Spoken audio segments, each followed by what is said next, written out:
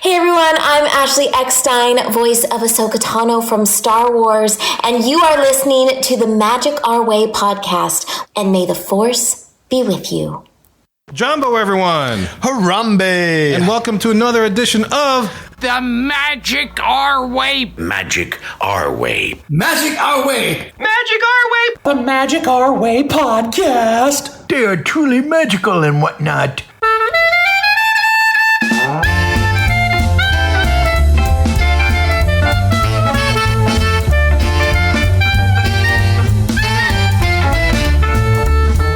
Asante Sana, everyone. You're listening to the Magic Our Way podcast from New Orleans, Louisiana. And on this show, we invite you to feel the libations. Feel it, feel it! We are artistic buffs talking about Disney stuff, and this is a show in which every opinion is welcome. MagicOurWay.com is where you can find this. On this episode, Eli presents us with a Marvel moment, with the subject being Kang. Should he stay or should he go now? And look, this is your typical polish, practice, Pixie Dust and Disney podcast. No way. We are not in the parks every day, letting you know if they've changed the seats at Muppet Vision 3D. That's right, Kev. We're here to sit, talk, Disney, all Marvel, and have a nice libation as we do it. So the best you got to do is you better link up to listen to what we drink up, what we think up. And they don't get no much better than that. My name is Kevin. I'm Eli. And Danny is on assignment, and Rachel is on assignment as well. So it's just us two. Just the two of us. We got the mics, man. Yeah. Oh, no. Oh, man. The minorities are taking over. Minority Report. But, man, I'm excited because we're talking about Marvel. It's been a while since we've done Marvel, and we're talking about Kang, and I've got some opinions and thoughts about the whole Kang situation in the Marvel Cinematic Universe. So, look, guys, enough of our jibber-jabber. Let's go talk Marvel.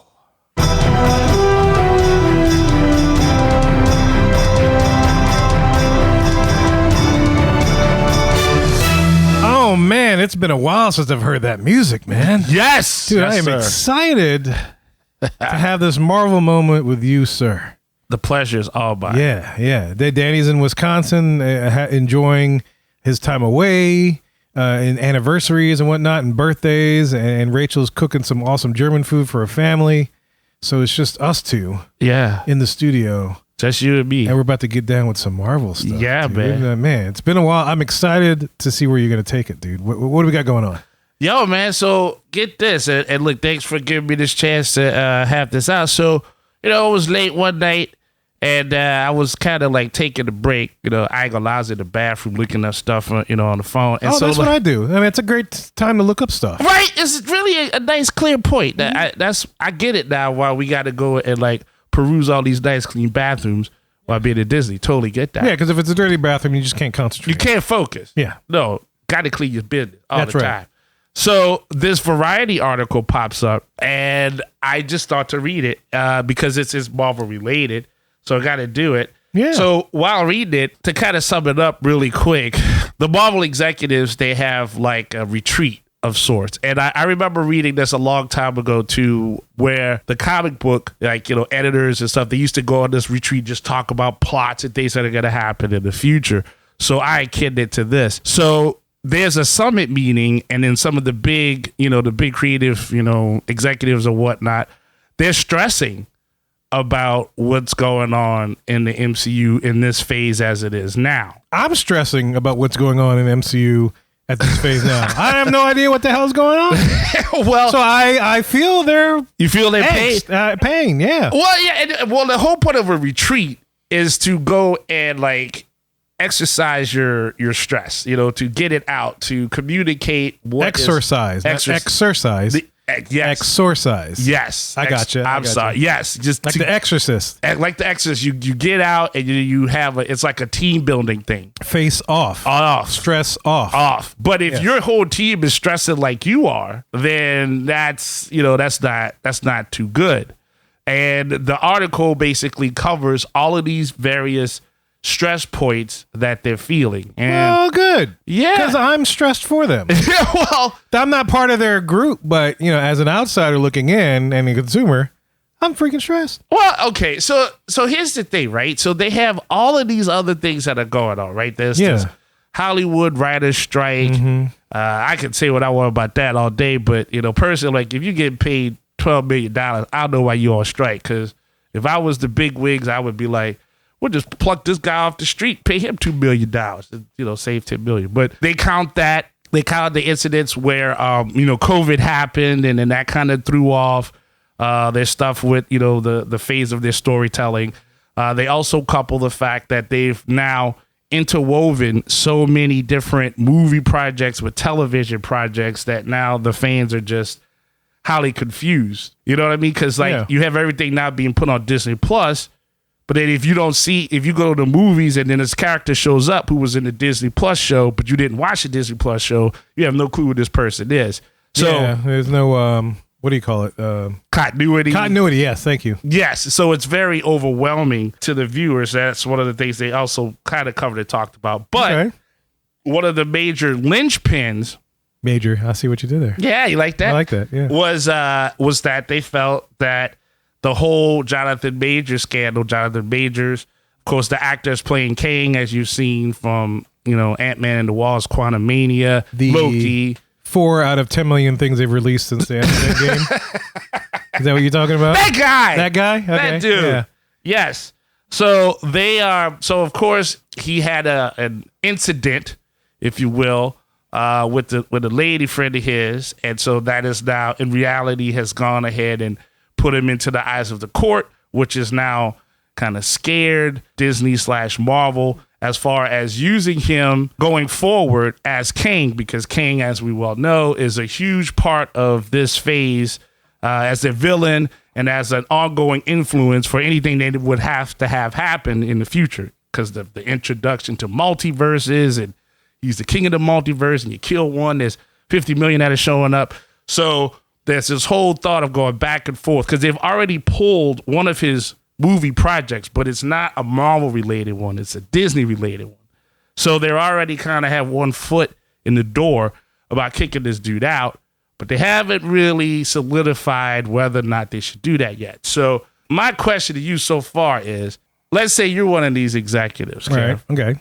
And they bring this to you. Now, the whole thing with the court and stuff, he hasn't been found guilty or nothing like that. All that happened was they put him in court, and his lawyer said, hey, we should even have this. And then the judge said, no, we should have this in court. And that's it. There's been nothing else past that. So if you're the Marvel executive, do you say, all right, no more Jonathan Majors as Kang for this phase, now that you're this far deep into what you've already produced? Well, here's the thing. All right, so it's not like the NFL. It's not like Alvin Kamara in Las Vegas or anything where we just suspend him for a couple of games and then it's out, right? Mm-hmm. No, we're Disney. We're the woke Disney thing. We have all these initiatives that we're going for, and so to have something like this is probably against what we're standing for, right? Okay. So if I'm an executive, in reality, it's like, are we really that far into the whole Kang thing? Out of all, and I said that as a joke initially, but it's like, we've had 10 million Marvel things, and to your point, the article states that they were just dumping Marvel things into D+ and all that kind of stuff, especially during the pandemic, to kind of help with the financial side of things, right? But it's like, I don't feel like Kang is firmly established as they think it is. From a consumer standpoint, I mean, I'm looking at it, I'm just like, okay, so I know Kang's supposed to be the big bad, but I'm not feeling it. And it's not because there's 10 million versions of him.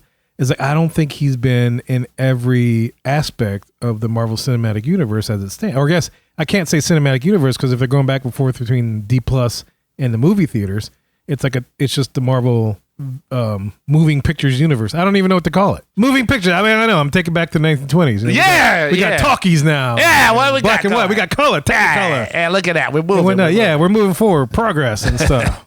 Progress up in here. But yeah, it's like, okay.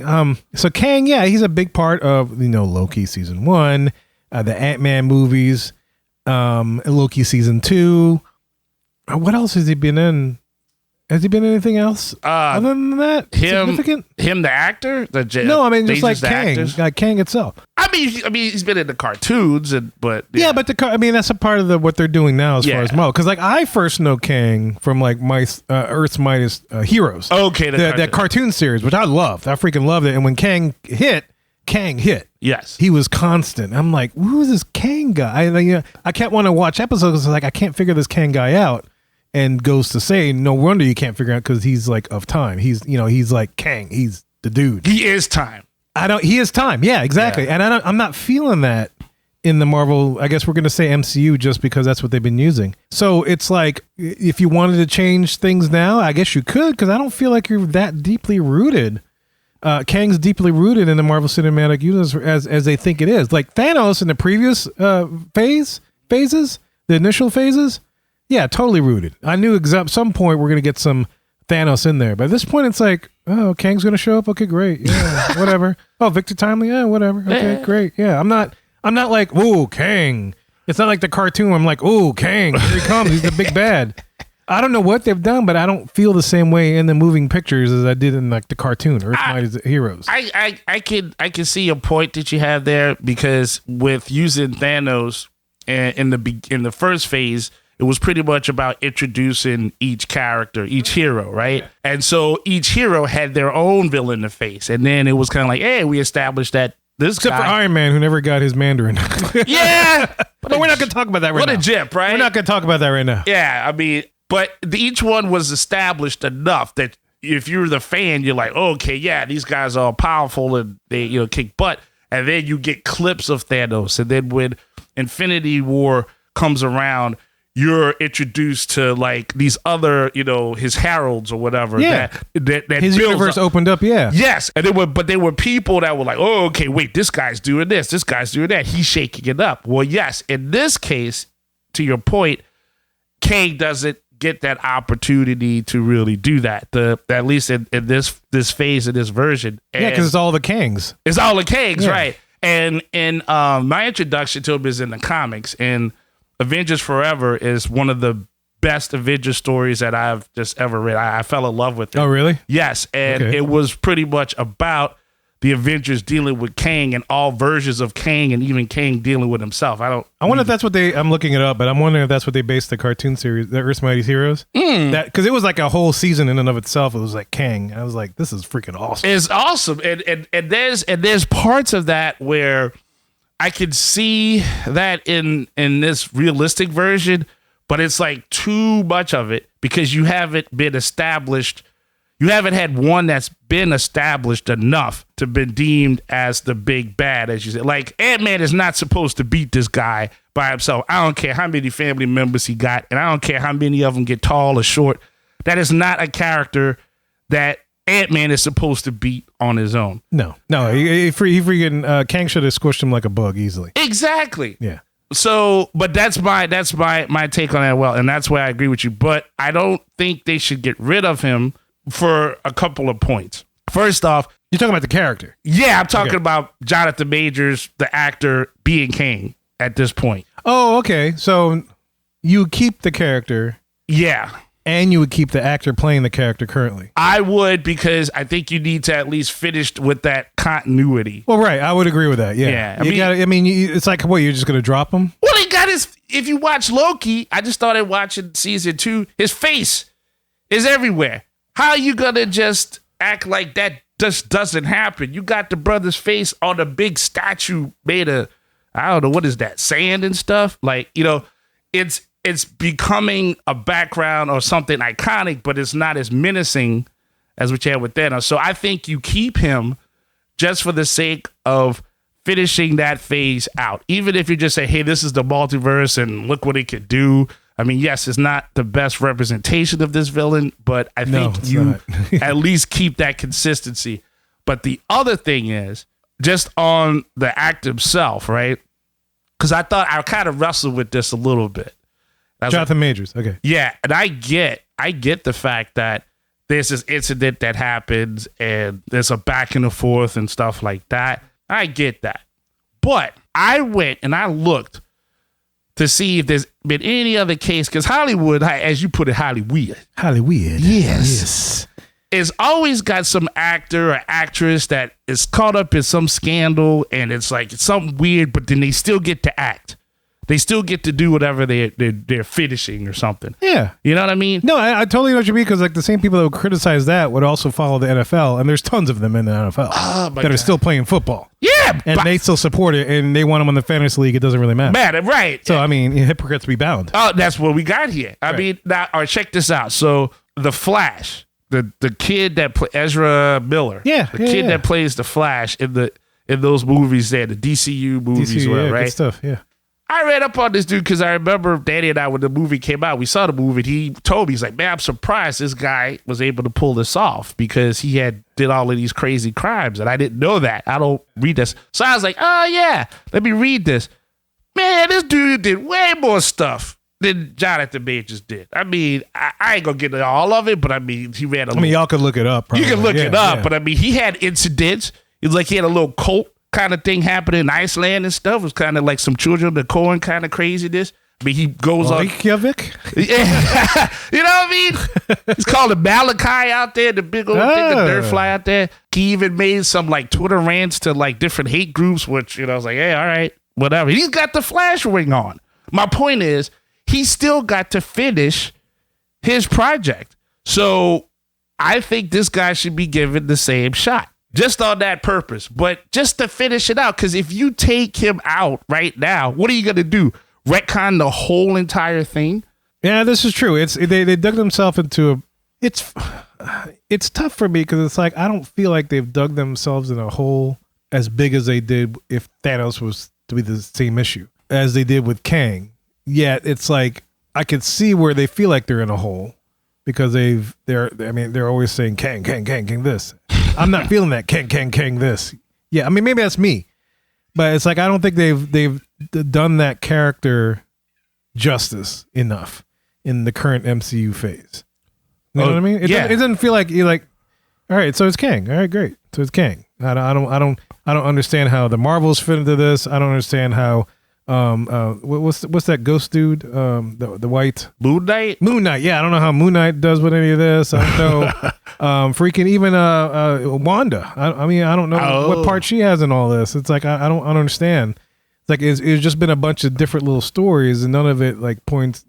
Only a few of them, chosen pieces, have anything relation to Kang. Like I think Shang-Chi has some relation, but they haven't really connected it yet. And She-Hulk and any of that stuff. But those are different properties that it seems like at this phase they just will kind of experiment with to say, hey, we're just going to try to revitalize some new people. And I think that was fine. But they're using Kang to try to launch the next, like go all the way up to the next Avengers film, which I don't know who you're going to have to even spearhead that. But you may as well say, okay, if this villain is appeared as weak as he's looking, then yeah, whatever Avengers you have at this point, it's not going to be something where like, oh man, how y'all going to beat this dude? Like, you can beat him.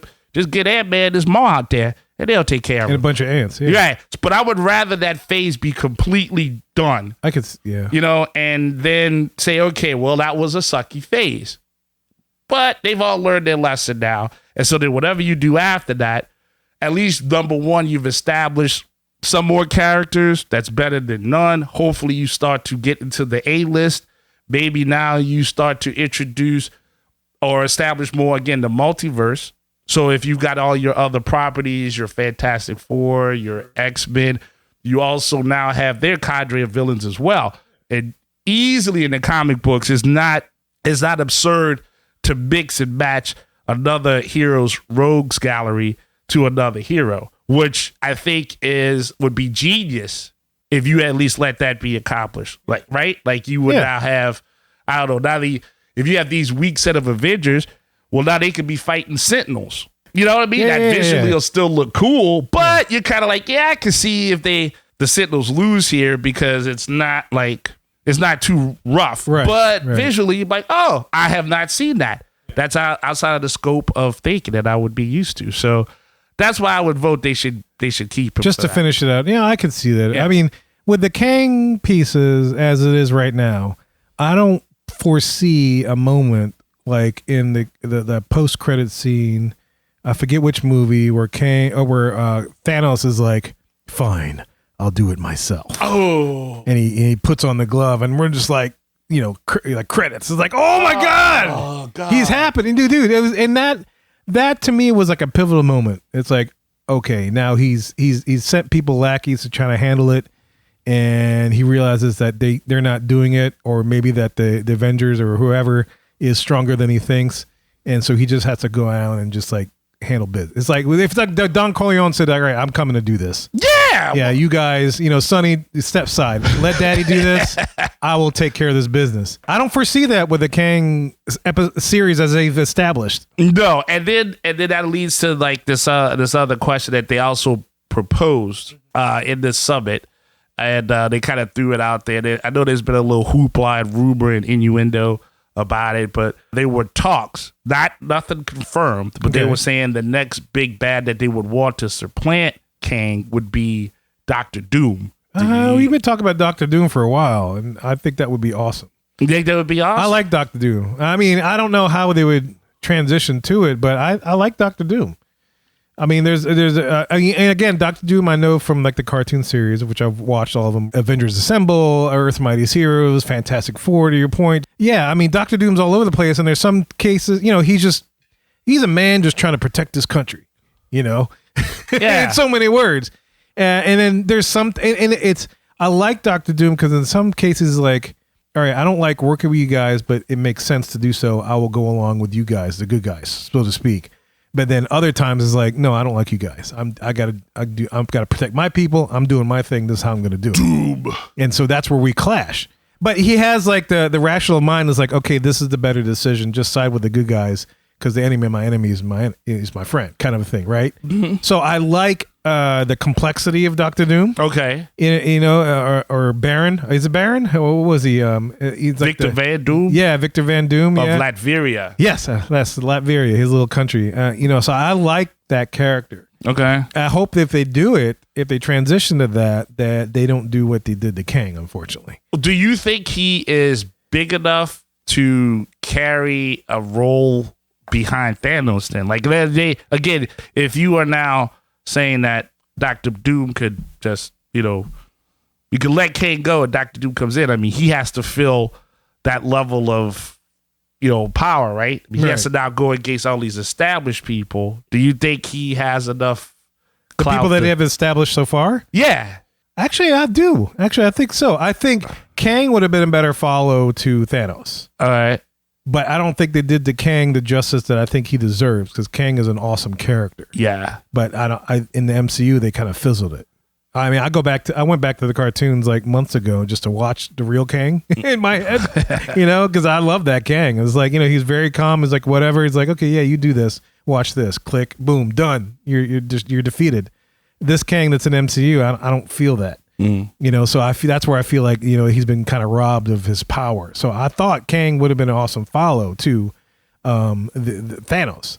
But I mean, after all that, if you give me Dr. Doom and do Dr. Doom right, I'm good with that. I think I'll be good with that because it's a fresh start, number one. And number two, it's Dr. Doom.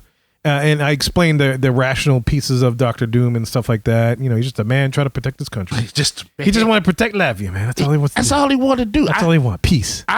World peace. World peace. he's like a model. He piece wants of head peace. grease. Yes. I need grease for my armor. And he's metal. So. He is metal. He's very metal. I like his voice. I've never disliked Dr. Doom for sure. I just don't know if that. Like, I kind of disagree with you. I'm not saying he's no, that's fine. Yeah. I'm not saying he's a terrible villain. Like, whoever they would pick to play him would work because that armor is just menacing. Sure. But I was thinking, like, okay, let's say if you used a guy, but you used him kind of like we were saying earlier with having, like, when Thanos had his heralds there, and this dude is not necessarily a herald, but he's like how would you say? Like an introduction to what can be. So now he's not necessarily the big bad. He's just a villain. You know what I mean? And so then you could start to inject just other villains in there. And then, yes, now if you want to have a cadre of mix and match of villains to have against Avengers or whoever else, now you have them. But I think the formula of one villain versus like 20 superheroes, that is kind of gone out the window. There's only so many ways, you know what I'm saying? There's only so many ways you could do that. And if we've got Avengers and if we had like, say, like a Justice League or something, I think you would need to flip it. because that's never been done before, Sure, and that's what these guys would need to do. And to your point, it's like in the cartoon series and stuff, it's like you have Tony Stark and Hank Pym, they're contemporaries, and then you throw in Banner, of course. So they're all very book smart, very, very scientific smart, STEM smart. And then you have Dr. Doom on the other side, who's probably the same level. So I think it's like him and then versus those three smarts. I think that's what I like about it. But they don't have that combination in the MCU as it is, right? Right. Tony Stark's gone. Hank Pym's an old dude. He's definitely who's the Hank Pym replacement? Well, I mean, what you got? Scott. Scott Lang is definitely not Hank Pym. No. And then, so who do you have left? Banner's around, but I don't know where Banner's been. Yeah, but he's still a smart guy. Yeah, right? he's still a smart guy, but it's like, I think what it worked is like you had those three smart guys, and then here comes this Dr. Doom guy who's on the other side, the bad guy, but he's equally as smart. Right. And so it becomes a chess game. So I'm projecting some of the stuff from the cartoons. I mean, from the comic books, I know from the cartoons that I thought that would be good. Maybe with the cadre that they have now, it might be I could see, to your point, it may be kind of tough to have a Dr. Doom in there because, I mean, in my mind, I feel like he would just dominate what's on the playing field now, right? Fair. I mean, Dr. Doom versus what? Ant-Man? Not Hank Pym, Ant-Man, but Scott Lang. He's smart, but he's not. I don't think he's on Dr. Doom level. Fair. She-Hulk. It would be a fun fight to see. It would be that. a fun fight. Yeah, no, I could definitely see that. Yeah, but that would, in the context of how the show is being done and with all of that pullback behind the camera stuff, it wouldn't pull off the same. No, it wouldn't pull off the same. So you got Dr. Doom versus Shang-Chi, Wang, that group. Oh, wow. That would be an epic fight. I don't know. I feel like Dr. Doom still has the edge on that. Because there's a dragon involved, so I'm not sure how that pulls off. But yeah, Dr. Doom on his own has Doom bots. Like if you stick to the cartoon, and that's the other thing. If you have Dr. Doom, he has the smarts to make those things. He has the smarts, but now you're dealing with Age of Ultron in the sense that you just got this one armored person, right? Then they have a bunch of armored robots. Now you're seeing the Age of Ultron, And so you that's the other thing, right? But I think he can handle his own. I think he can handle his own. Yeah, but I think you got to just throw some new blood in there and something that hasn't really been seen before, cinematic wise, because nobody is reading the books to like what we're doing, right? Right. To a point to where I know we have fans that are, but you know what I'm saying? Like, yeah. The average moviegoer is just like, okay, well, whatever they tell me this person does is just what they do. It's what they do. And so Kang, perfect example, we've already said, way more powerful in the books than he looks here. So I can only imagine that they wouldn't give Doom that same level of respect. And if somebody watches the movies, the Fantastic Four movies, they know he's smart, but they're like, well, if these four people can take him out, there's no way he can stand up against Ms. Marvel, who breaks ships. You know what I mean? Like, you need a guy that can be able to now withstand all of that hoopla. Yeah, I could see that. But at the same time, it's like I feel like we've been far enough along without a Doctor Doom that we could reboot Doctor Doom into something better, maybe. Okay. Kind of like the Spider-Man stuff. We keep rebooting Spider-Man, or Sony keeps doing that, and it's like always a different version of a Spider-Man type of thing. But maybe we get a different Doctor Doom this time. Give Doctor Doom the gauntlet. Yeah. And then also we could also, if enough time lapses, we could reboot Kang properly. I'll be happy with that. Yeah. But who else? You said New Blood. Who else would you introduce? Oh my! New Blood wise. I mean, other than Gambit, I'd love to see Gambit. Oh, you talking about heroes or villains? Either or, yeah. Even though Gambit only because I'm a homer. Yeah. I'm from New Orleans. We're from New Orleans. I'm a big homer. I love to see Gambit in this business, and I love Deadpool. I'd love to see Deadpool in that mix. I think Deadpool would be a lot of fun. Yes. And I'm curious to see what the third movie does, but I don't know. But see, what? That's good thinking, right? You could have like an X-Force and an X-Force with Deadpool, Wolverine, whoever. Kind of pejorative. Yeah. What's this? A derivative? Derivative, yeah. Isn't that kind of derivative? But see, like fans will still flock to something like that. And and that's definitely a good way for, I think, the MCU to take a break from the hole they put themselves in with, all these major comedy. Yeah. I can see that. But like all the major actors and stuff that they had, like, Iron Man, Captain America, right? Thor. Yeah. Like that was your core for the early phases, but now they're gone. And basically who you have left is just not enough. Because they were also talking about that the Marvels coming out. Oh yeah. Right? Yeah. See what I'm Monica saying? Rambeau and Yeah. Miss Marvel and Kamala Khan. Right. See, I like them. I just but it's not like woo-wee. no, it's not blowing. It doesn't blow me out the water. Right. There's not enough to really get you. Like, I don't even know who the villains are in that one because they don't even show them. And I think that having to dial back from that, to your point, having to dial back from that and then saying, okay, yes, I would love to see X-Men in there. I mean, yes, I'm with an old school 90s style X-Men team, like, just like a Jean Grey, a Colossus, Gambit, Psylocke, Beast, so Wolverine and the Professor X, and you redo them, and you have that team go up against whoever you want, or they're part of whoever you want. They're a lot more feasible to fight a Doctor Doom. Yeah, I think you reboot X-Men because they didn't really do well with their timeline in the previous movies. No, even though I enjoyed the previous movies, but they were kind of all over the place. True, X-Men wise. But also, what other villains and characters would you bring in for Marvel wise? I mean, I have a few, but I would want to bring in AIM and do it right. Because I think that's another one. I think they cheated. That's a good one. Yeah, to have an actual real MODOK that actually has some oomph and some staying power, I think would be awesome. I love AIM. I love in the initial cartoon series and stuff. AIM was all over the place, and they're powerful, but they're not so powerful where they can't be defeated. But they're just so aggravating because they keep showing up. It's like this is a MODOK mother. It's like, damn it! He's teaming up with Dr. Doom. He's teaming up with this guy, this the other. They just don't go away. Yes, which I love about it. It's like just when you think he's gone, it's like here comes MODOK. He's doing some. AIM is doing some stupid with their yellow ass outfits. Yes, and it's like all right. Beekeepers. Yeah, the beekeepers. It's like, come on, man. Why don't you just freaking squish these guys? But you can't squish those guys. They just keep coming back. And I like that. I like that combination because that combination doesn't make it a world-ending tomorrow scenario. Yeah. It just makes it we are villains and we're trying to do such and such, and now we can't because hero A through D is in our way.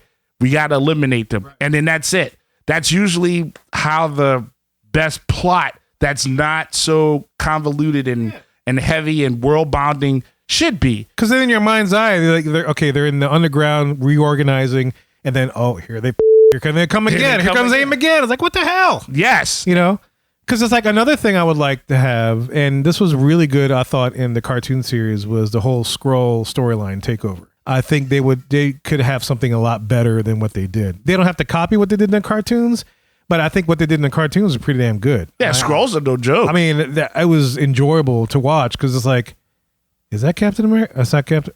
Who? What? Yeah. It's like, oh my God, he was him this whole time. It's like, I love that. I when I was watching that with the cartoons, I was like, this is intense. Yes. I don't even know what the hell's going on, but I want to keep watching it because it's like, all right, let's see how this pans out. Yeah. And then where's the real Captain America? It's like, what the hell? Who are these people? Yeah, who are these people? I mean, yeah, there's a lot of things which I thought that they've brought in so far and introduced that I don't think that they've given it enough justice. Yeah, I would see that. I would agree with that. I think like you were saying, having a Skrull Kree war, that's been a storyline in Marvel stories past, but that's a great example. Well, that's where you have the Marvels come in. I mean, Captain Marvel and then Captain Marvel and all the iterations thereafter.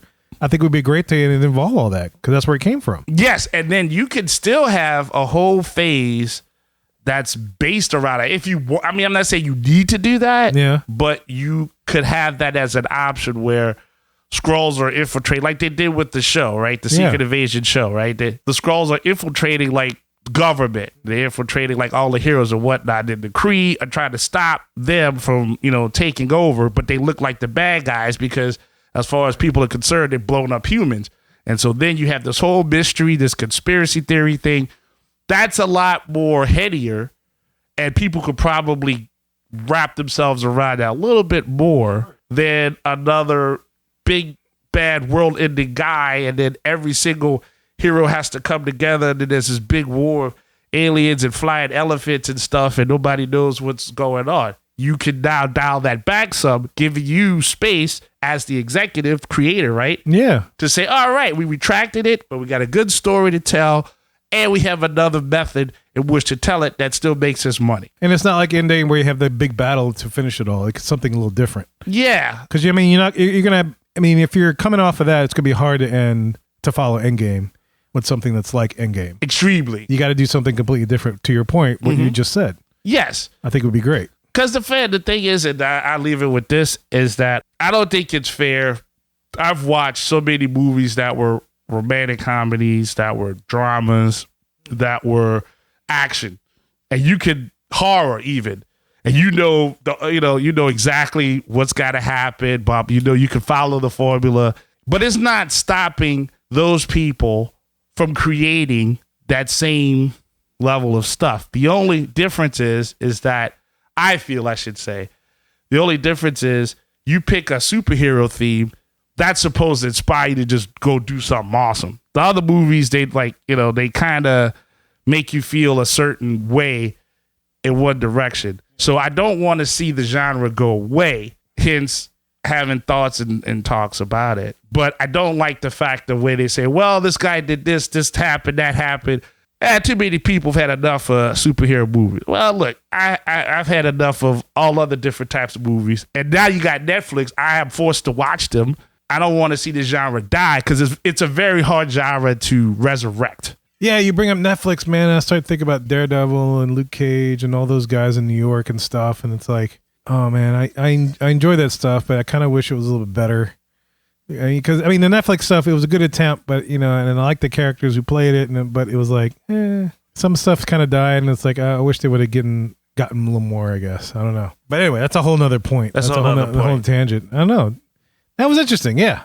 All right, so, yeah, to kind of put a bow on this, like, again, one of the parts of that article also said that the fans were being inundated with the movies as well as the TV material on Disney Plus, and that's overwhelming them. So, do you think that Marvel at this point should just scrap all of the phases that they have there, or stick to Disney Plus, or just kind of say, no more hybrid, or just stick to movies? I think, and I've thought about this before, because it is hard if you don't have a D Plus subscription to kind of figure out what's going on. If it's going to be the Marvel Cinematic Universe, it needs to live in the cinematic universe, in the movie theaters. So I think the main storyline should be kept to the movies for whatever phases they decide to do. But if you happen to have D Plus, you have shows that can supplement that cinematic universe, but you don't necessarily need it in order to understand what's going on. You know what I mean? Like a person that didn't want to have Disney Plus, and granted, yeah, this is probably against their whole economic philosophy. Is like, yeah, they want people to subscribe, but I mean, let's be realistic here. If like people aren't subscribing anyway, what's the point? Just make the story, the continuity of the stories work in the cinematic universe, as if like you're watching, Star Wars 1 through 9 in the movie theaters, but you have all these supplemental shows like Clone Wars and other Rebels and stuff like that kind of happen on the outside of it, that kind of enhance, like a seasoning on food. It's not like you don't really need all that extra seasoning, but yeah, it's good to have it because then it makes it better. But like if you were just to watch the movies on its own, you get the idea of the story. But the D Plus shows would like give it a little enhancement, a little extra thing here and there. I think that's how they should treat it instead of trying to make people bounce back and forth. Okay. Yeah, that's totally against the money making idea that they want to go for. But I think as far as equity, if you're thinking equity, like maybe you don't have the financial thing to constantly pay for like a D Plus every month or yearly, but maybe every once in a while you can catch a movie or something. Those people can still get the same amount of enjoyment. But if you happen to have D Plus, hey, that it enhances it. But at the same time, it's like if you have D Plus, I don't want the people that can only see the movies feel like they're missing out. It's like a supplement to whatever's going on in the main storyline that's happening in the theaters. That's what I think should have been done. I like that. Yeah. So it's not really a hybrid, but it's like a supplement, I guess. Yeah. A parallel supplement of sorts. But that's good. And I like the fact of having Disney Plus so that if I don't feel like going to the show or something, I know that if I wait a handful of months or whatever, I'm going to still get this Eventually movie. you'll get it, yeah. Yeah, and as long as I get the movie before it comes out on regular cable, or if I get this with, I've always said you can totally release this movie in the theaters and on Disney Plus. It's a streaming service. Like, be slick about it. Like, like, hey man, you get our stuff, you get to see this first, as opposed to having to wait and get popcorn and stand in line, worry about somebody coughing in your face and all this other stuff. You're wasting money on gas. You can just see it right here. Like, so I think the model is good. I think to your point, I like that because that's what HBO used to do, right? Mm-hmm. They would release it for a month on HBO and in the theaters. After a month, it's off of HBO Max, and you can only option as the theaters.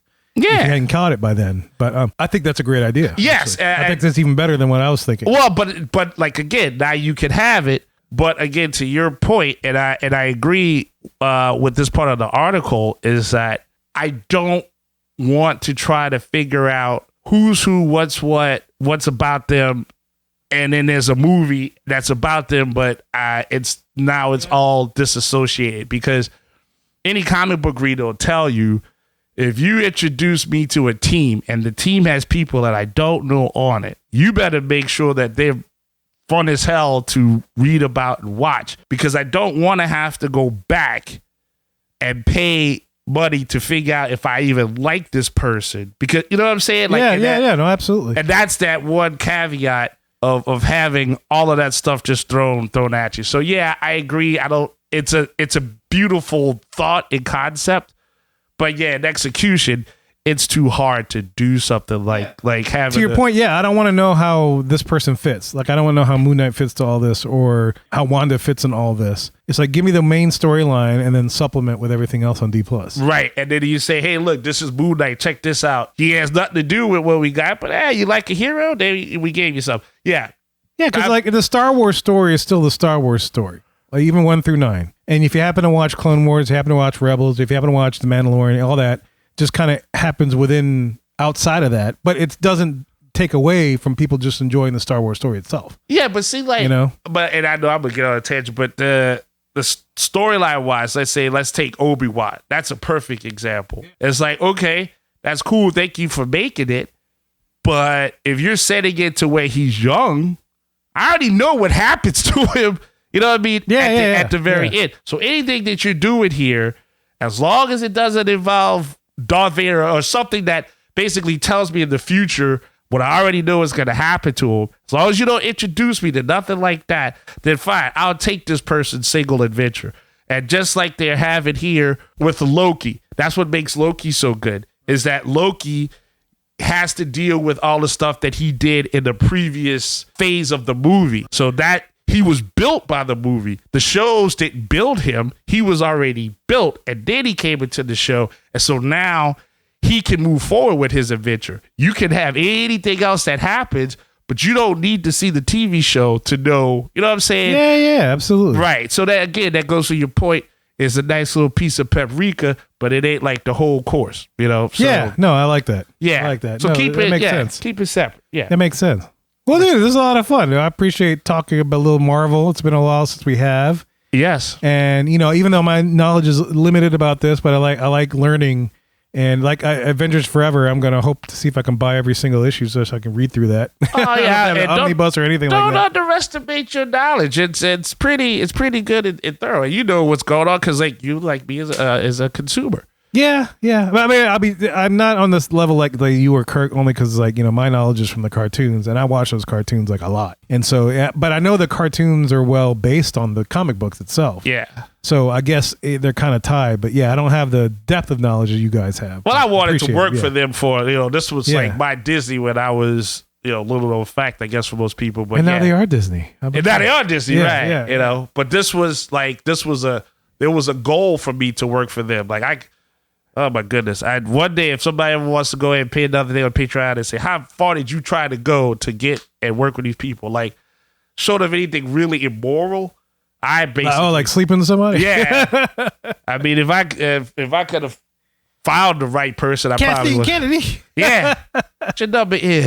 Man. But I tried a lot. So, yeah, that was part of the enhancement of, like you said, this knowledge. But no, don't underestimate yourself. Oh, well, thank you. I appreciate that. Like yeah. you said, yeah. You guys are always It's a lot on of it. fun, yeah. And you know storytelling. I mean, so. Man, that's the important thing that Disney needs to remember is just storytelling, man. That's it. That's the important crux. That's why Marvel's so good. That's why Disney was so good. And every now and then they're still pretty good at it, but not as often as they used to be.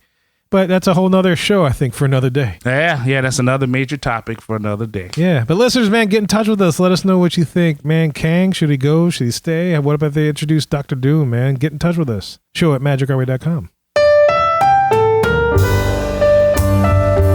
Well, y'all, we hope you enjoyed that discussion about Kang. Look, if you want to learn more about us, magicourway.com is the way to go. There you'll find our social media links, past episodes, and more. Also, if you want to get in touch with us to share your opinions on this topic, please do so, and you can do it through the following ways. First, shoot us an email at show@magicourway.com, or call or send us a text message. Yes, I did say text us at 1-815-MOWEEKEND. That's 1-815... Weekend 669-4226. And of course, we have a couple people do things outside of the podcast. First of all, we got Eli does things with comics. Eli. Yes, you don't have to worry about a multiverse. If you just want to see the different comic verses that I have going on, you can always go to ivorycomics.com and check out the books that I've made. Project Geisha, Savages, and About to Be Damned. All books are fully colored. Over 40 pages, and there's only one ad for them, so that's more for your buck than you get from most comic book stores, or actually publishers, I should say. So please support that art right there, ivorycomics.com. You're also going to get blog posts, interviews, and a link to the Magic Our Way podcast, so you never miss a beat, you never miss an episode, you never miss a trip report, you never miss an insight, you never miss a Marvel moment. So again, ivorycomics.com. On social media, you can find me there. Facebook, Eli H. Ivy. As long as you're a real person, it's lovely to meet you. But if you're about to not need to greet you, try to keep my credit score down. I'll trust y'all bots. I tell you, people actually still write me and be like, hey, I'm a real person. I'm not a bot. So Not a bot. So not the zoo. In the time of AI, you got to be aware of this kind of stuff. Damn straight. That's you do. right. But Eli H. Ivy, that's where you'll find me there. Also, Project Geisha has a Facebook page, so people have been posting up thumbs up and stuff there. So facebook.com/Project Geisha. Instagram, you can find me at eivory504, posting up the hearts and likes right there. And on X, I'm still not used to saying that, X. But you can find me at Hancock10166. So if you appreciate the madness, then you're just bringing me the gladness. Thank you very much. And that's one X, man. 2 more X's and it'd be spicy. Ooh-wee. Double XL. That's right. And look, if you want to book a vacation to the Disney parks or to your local movie theater, Rachel can book you to do this. And Rachel's going to tell you how to do that in just a little bit. I would be honored to help your family book your vacation to Disney destinations, Universal, cruise lines, and major hotel brands around the world. Booking with me is at no extra cost to you. The cost of a travel agent is built into the cost of your vacation, whether you use one or not. And when you book with me, a little bit of your trip comes back to support the podcast and the fan community here at Magic Our Way. You can reach me at Rachel, RACHEL, at magicourway.com, or you can find me at R, the letter R, Family Magic, so Our Family Magic, on Facebook, Instagram, YouTube, and TikTok. You can also give me a call or a text. My phone number is 978-432-WISH. Reach out today and let's make some magic with your family vacation. So if y'all want to access all the info we just mentioned, go to magicourway.com/about us. Also, if you want to elevate your support of the Magic Our Way podcast, go to patreon.com/magicourway. There you'll find 6 awesome tiers to support this show. Any way in which you can support the show is deeply appreciated. We also want to thank you for being a loyal listener, and we love hearing from our listeners. All opinions are always welcome in the Magic Our Way podcast, so make sure you get in touch with us today. So, Mohicans, we say Kwaharini. My name is Kevin. And I'm Eli. Magic out.